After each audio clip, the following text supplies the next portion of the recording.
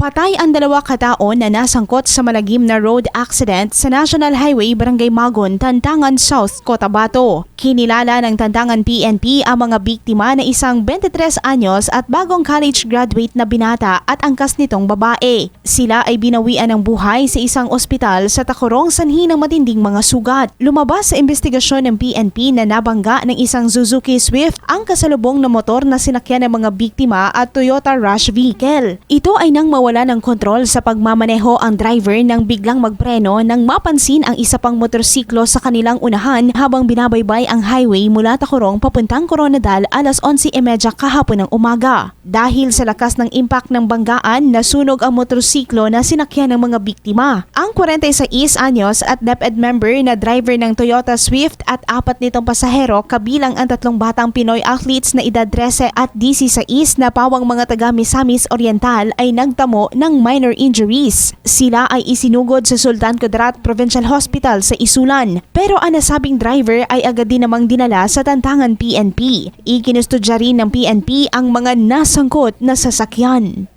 Grace Torreta, NDBC, Bida Balita.